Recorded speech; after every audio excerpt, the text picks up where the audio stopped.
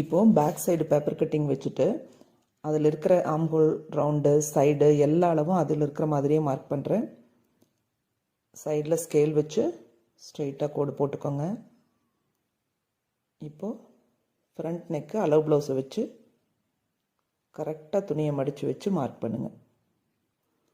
ரொம்ப அந்த கோட்டுக்கு நேராக வரணும். பட்டிக்கான அளவு, அதுக்கு ஜாயிண்ட்டுகளுக்கெல்லாம் எக்ஸ்ட்ரா விட்டுக்கணும். இப்போது நான் கப் ஷேப்புக்காக இங்கே எக்ஸ்ட்ரா 1.5 இன்ச் விடுறேன். அதாவது கொஞ்சம் பெரிய டாட்டாக தேவைப்படும்.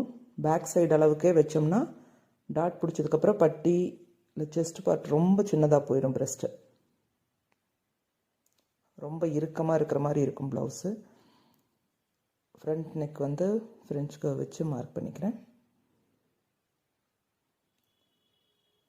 டாட்டோட அளவு பாருங்கள். ஷோல்டர்லேருந்து தையலுக்கு 1/2 இன்ச் விட்டுருங்க.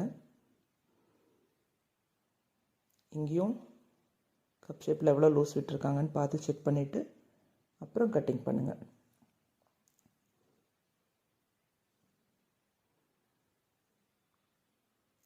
நான் டாட் எதுவும் ரொம்ப ஷார்ப்பாக வைக்கல இதில். அப்படி வச்சோம்னா கப் ஷேப் ரொம்ப ஷார்ப்பாக இருக்கும். இவங்க அந்த மாதிரி விரும்ப மாட்டாங்க. அது கஸ்டமரோட தேவையை பொறுத்து தான் நம்ம முடிவு பண்ணணும். ஃப்ரண்ட்டில் டீப்பு லைட்டாக டீப் எடுத்தால் போதும்.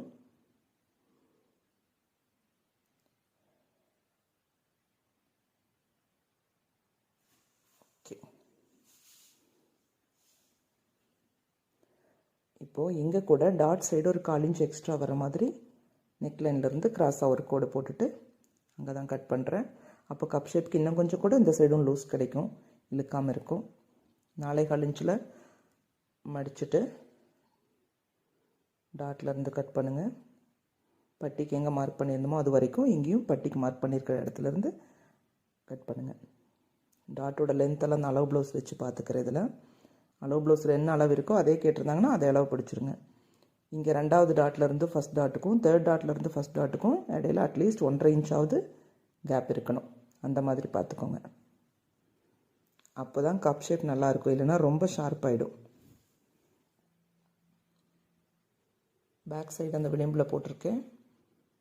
ஃப்ரண்ட்டு இந்த மாதிரி தான் நான் கிராஸ் கட்டிங் போடுவேன்.